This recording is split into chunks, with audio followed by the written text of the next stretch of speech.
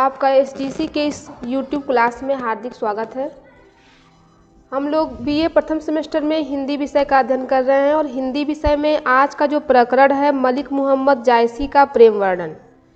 पिछली कक्षाओं में मलिक मोहम्मद जायसी का व्याख्या भाग हम पढ़े थे, जायसी की काव्यगत विशेषताओं को पढ़े थे। आज की कक्षा में जायसी का प्रेम वर्णन, जायसी ने अपने काव्य में प्रेम के किस स्वरूप को दिखाया है, प्रेम के किस स्वरूप का चित्रण किया है, इसी के विषय में पढ़ेंगे।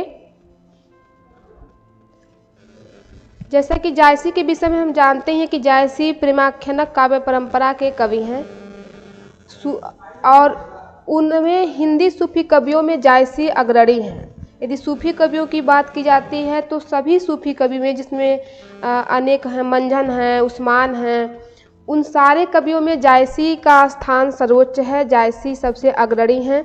जायसी की प्रेम व्यंजना सूफी मत से प्रभावित है। वे प्रेम के पीर के कवि हैं, प्रेम के पीर के कवि हैं, अर्थात जायसी के पूरे काव्य में, महाकाव्य में प्रेम का सुंदर चित्रण, सुंदर वर्णन मिलता है और उनका जो प्रेम वर्णन है वह लौकिक प्रेम के माध्यम से अलौकिक प्रेम की प्रतिष्ठा किए हैं, अर्थात आत्मा के माध्यम से परमात्मा के प्रति प्रेम का चित्रण वह किए हैं। सूफी साधना का प्राण तत्व प्रेम है, यही ईश्वर की सत्ता का सार है। यदि निर्गुण की हम बात करते हैं तो निर्गुण के सभी कवियों का मानना यह है कि यदि ईश्वर को प्राप्त करना है तो हमारे पास ज्ञान होना चाहिए। वहीं जब सूफी कवि की बात आएगी, सूफी साधना की बात आएगी, तो सूफी कवियों का कहना है कि यदि हमें परमात्मा को प्राप्त करना है, हमें ईश्वर को प्राप्त करना है तो प्रेम का मार्ग होना चाहिए, प्रेम माध्यम होना चाहिए। प्रेम के माध्यम से ही, प्रेम के मार्ग से ही हम ईश्वर तक पहुंच सकते हैं। यानी प्रेम मार्ग अपनाना सूफी कवि जायसी की विचारधारा है और ज्ञान मार्ग अपनाना कबीर की विचारधारा है। जायसी का प्रेम विरह, त्याग, सत्यनिष्ठ, आदर भाव आदि से संयुक्त होने के कारण दिव्य है। जायसी के प्रेम वर्णन में विरह भी है, त्याग भी है, सत्यता भी है और आदर भाव भी है। यानी वह अपने प्रिय के प्रति त्याग की भावना भी रख रहे हैं, एकदम सत्यनिष्ठ भावना रख रहे हैं और साथ ही साथ आदर के भाव भी उनके प्रेम में विद्यमान है। जायसी के प्रेम के संबंध में डॉक्टर शिव सहाय पाठक कहते हैं कि लौकिक प्रेम का समुन्नयन करके उसे दिव्य प्रेम की भूमिका पर प्रतिष्ठित करना उनकी साधना की चरम परिणति है।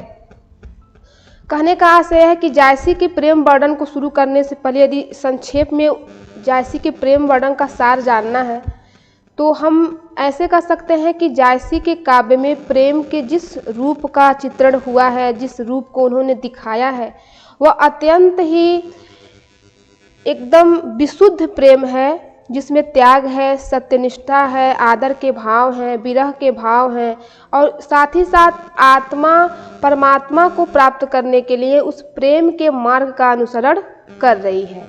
अब जायसी के प्रेम में और कौन से भाव व्यक्त हैं, आगे पढ़ते हैं। जायसी का प्रेम वर्णन, अब इसको एकदम सरलता से समझ में आ जाए इसके लिए प्रेम वर्णन बांट दिया गया है। जायसी के प्रेम वर्णन में सौंदर्य, जब हम जायसी के प्रेम वर्णन को पढ़ते हैं, प्रेम की दिशा में जाते हैं तो उसमें सौंदर्य सर्वप्रथम आता है। सौंदर्य में जायसी के महाकाव्य पद्मावत की बात करेंगे, जिसका यह उदाहरण, इस सौंदर्य का उदाहरण उसमें देखा जा सकता है। जब नक्सिक खंड चलता है पद्मावत में और इस नक्सिक खंड में जब हीरामन तोता रानी पद्मावती के सौंदर्य का वर्णन करता है और उस सौंदर्य को सुनकर राजा रत्नसेन जब पद्मावती के प्रेम में पराजित होते हैं, वहाँ पे जायसी के प्रेम में इस सौंदर्य के भाव को देखा जा सकता है। जब तोता यानी हीरामन तोता रानी पद्मावती जो सिंघल द्वीप की राजकुमारी हैं, उनके सौंदर्य के विषय में राजा से चर्चा करता है, राजा को उनका सौंदर्य नक्सिक वर्णन सुनाता है, तो राजा रत्नसेन पद्मावती के प्रेम समुद्र में बहने लगते हैं। और वहाँ जायसी ने बहुत सुंदर पंक्तियाँ लिखी हैं कि सुनते ही राजा गा मुरछाई, जान लहर सूरज के आई। प्रेम घाव दुख जान न कोई, जहि लागे जाने पे सोई। कि सुनते ही राजा गा मूर्छाई, जान लहर सूरज के आई। जैसे ही राजा रानी पद्मावती के सौंदर्य को सुनते हैं, उसका वर्णन सुनते हैं, वह रानी के प्रेम में तुरंत एक तरह से प्रेम में पड़ जाते हैं और वह पद्मावती को प्राप्त करने का प्रयत्न करने लगते हैं। तो इस तरह से जायसी के काव्य में इस सौंदर्य के भाव को सुंदर रूपों में देखा जा सकता है और विस्तृत रूपों में देखा जा सकता है, जहाँ पद्मावती के एक एक अंग प्रत्यंग का सुंदर चित्रण, सुंदर वर्णन जायसी ने किया है, जिसमें बरनौ मांग शीश उपराही, सिंदूर अब ही चढ़ा जही नाही, जहाँ पे वो पद्मावती के मांग का वर्णन करते हैं। दूसरा देखेंगे प्रेम वर्णन में कि जायसी का प्रेम अगम एवं दुर्गम। जायसी का जो प्रेम है, उन्होंने जिस प्रेम का वर्णन किया, जिस प्रेम का चित्रण किया, वह प्रेम आसान नहीं है, सरल नहीं है। वह ऐसा प्रेम नहीं है कि जहाँ कोई जब चाहे आसानी से जा सकता है। वह प्रेम अगम एवं दुर्गम है। उसका जो पथ है वह कठिन है। वहाँ पहुँचने के लिए, जाने के लिए अनेक अवरोधों का सामना करना पड़ता है। जायसी लिखते हैं कि प्रेम रूपी पर्वत पर सिर के बल चढ़ने वाला ही पहुंच सकता है। आप सोच सकते हैं कि कितना वह अगम एवं दुर्गम है कि प्रेम रूपी पर्वत पर वही चढ़ सकता है जो सिर के बल पहुँचे। जब तोता राजा को सुनाता है, प्रेम खंड में पढ़ेंगे हम कि जब राजा से हीरामन तोता पद्मावती के सौंदर्य का वर्णन करता है और राजा को पद्मावती से प्रेम हो जाता है उसके सौंदर्य को सुन करके, तब हीरामन तोता राजा को बहुत समझाता है कि यह प्रेम का पथ आसान नहीं है, यह प्रेम का पथ बहुत दुर्गम है, बहुत कठिन है, जहां आप आसानी से पहुंच नहीं सकते हैं, तो इसमें आप उलझिए मत। लेकिन राजा को समझाने पे भी राजा पद्मावती के प्रेम में आकृष्ट होते हैं। और तोता कहता है, जायसी जी लिखते हैं प्रेम खंड में कि प्रेम, तोता समझा रहा है कि प्रेम सुनत मत भूले राजा, कठिन पंथ सिर देते छाजा। कि बहुत कठिन प्रेम है, यहाँ सर्वस्व समर्पित करना पड़ता है, न्यौछावर करना पड़ता है, तब व्यक्ति उस प्रेम के मार्ग पे आगे बढ़ता है।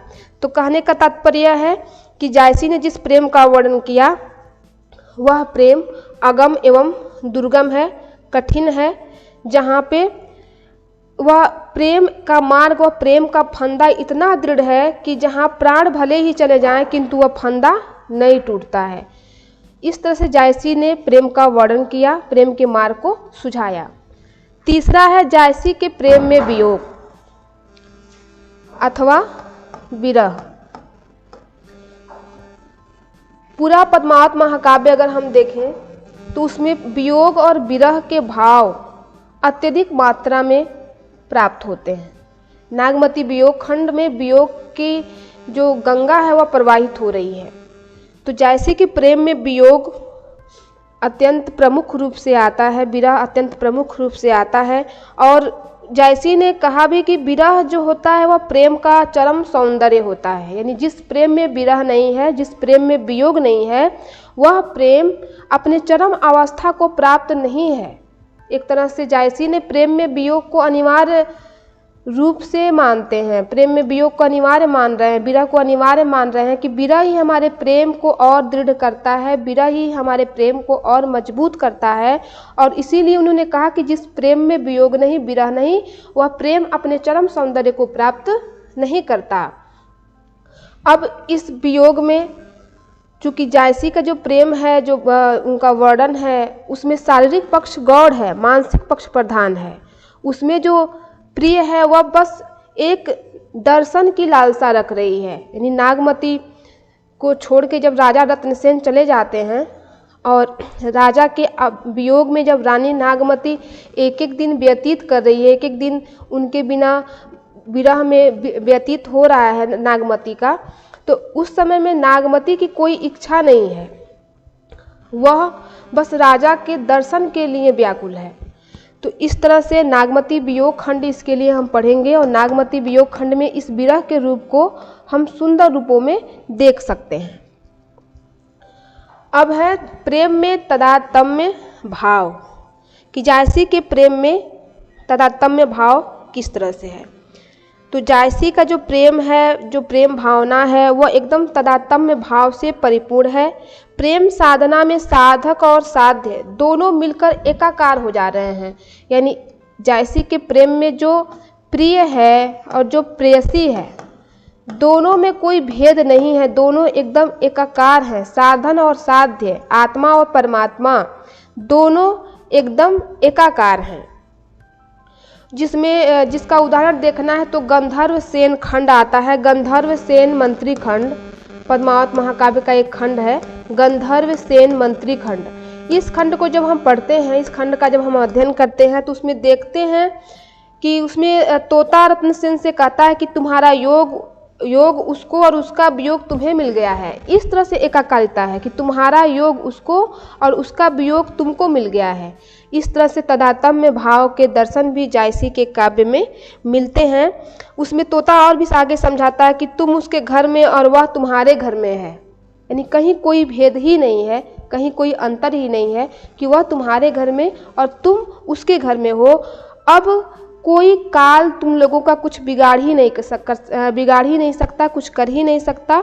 जिसमें तोता जायसी जी लिखते हैं कि जोग तुम्हारा मिला वही जाई, जो वही विधा सो तुम कह आई, तुम वही के घर वह तुम माहा, काल कहाँ पावे वह छाहा।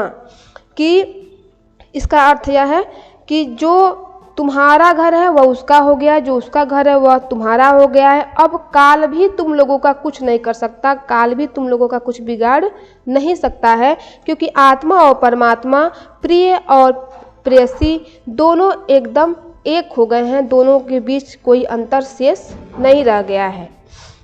आगे है जायसी के प्रेम में वासना का अभाव। जायसी का जो प्रेम है, अर्थात जायसी ने जिस प्रेम के रूप को दिखाया, जिस प्रेम के रूप का चित्रण किया, उस प्रेम में वासना का अभाव है। वह प्रेम शारीरिक नहीं है, वह प्रेम मानसिक है, आत्मा का परमात्मा से प्रेम है। वहाँ पे कहीं किसी काम वासना की लालसा प्रिय के अंदर विद्यमान नहीं है। तभी नागमती पद्मावती से कहती है कि मुई भोग सो काज नवारी, 100 दीठ के चाहन हारी। वो संदेश भेजवाती पद्मावती के पास नागवती कि मुई भोग सो काज नवारी, 100 दीठी के चाहन हारी। कि बस एक दृष्टि में देखना चाहती हूँ अपने प्रिय को, बस इतनी ही मेरी इच्छा है। एक तरह से जायसी का जो प्रेम है वह अशरीरी प्रेम है, जहाँ शरीर के स्तर पे कोई प्रेम विद्यमान नहीं है। लौकिक प्रेम के द्वारा अलौकिक प्रेम की प्राप्ति। लौकिक प्रेम के द्वारा अलौकिक प्रेम की प्राप्ति पहले ही बताया गया है कि यह सूफी साधना पे आधारित प्रेम है, और सूफी साधना में आत्मा और परमात्मा के मध्य प्रेम का वर्णन किया गया है। अब इसमें आत्मा जो है वह पुरुष है और परमात्मा को स्त्री माना गया। यानी निर्गुणवादियों के अलग है, यानी कबीर के पंथ से अलग है। यहाँ आत्मा पुरुष है और परमात्मा स्त्री है। अर्थात लौकिक प्रेम के द्वारा अलौकिक प्रेम की प्राप्ति। प्रिय के द्वारा जो नायक और नायिका के प्रेम का वर्णन होगा, वह नायक और नायिका के प्रेम के माध्यम से जायसी आत्मा और परमात्मा के प्रेम का वर्णन कर रहे हैं। और उस प्रेम के मार्ग के द्वारा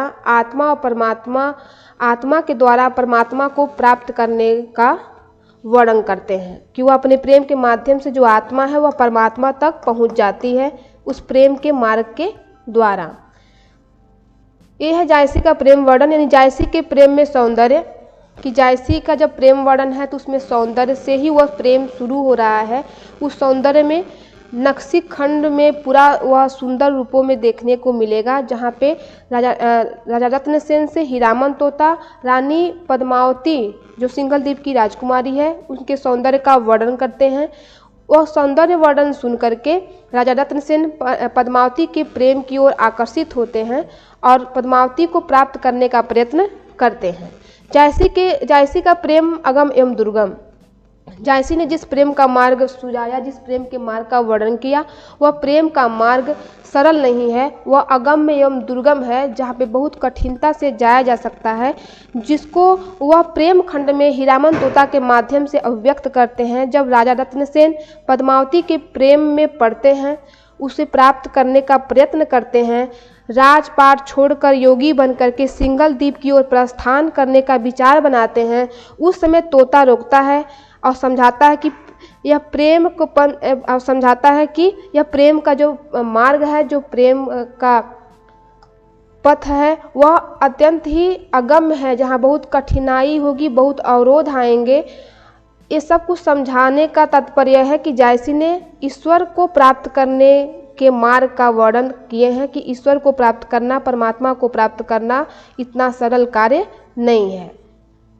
परमात्मा को वही प्राप्त कर सकता है जो अपना सर्वस्व न्यौछावर कर दे, सर्वस्व परमात्मा को समर्पित करे। तीसरा था कि जायसी के प्रेम में वियोग, यानी जायसी वियोग वर्णन, विरह वर्णन के लिए ही प्रसिद्ध हैं कि जायसी के प्रेम में वियोग विद्यमान है। क्योंकि जायसी जी की मान्यता ही है कि प्रेम में वियोग होना ही चाहिए, क्योंकि वियोग ही प्रेम का चरम सौंदर्य होता है। तो इसके लिए जब हम पद्मावत महाकाव्य पढ़ते हैं और पद्मावत महाकाव्य में नागमती वियोग खंड पढ़ते हैं, तो वहाँ पे इस विरह के रूप को देखा जा सकता है। प्रेम में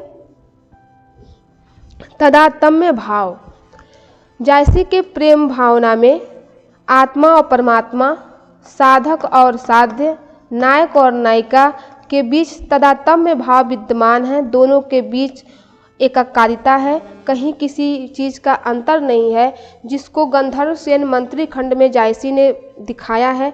जायसी जी लिखते हैं कि उसका घर तुम्हारा हो गया, तुम्हारा घर उसका हो गया है। तो इस तरह से एकाकारिता की भावना, तादात्म्यता की भावना भी जायसी के प्रेम में विद्यमान है।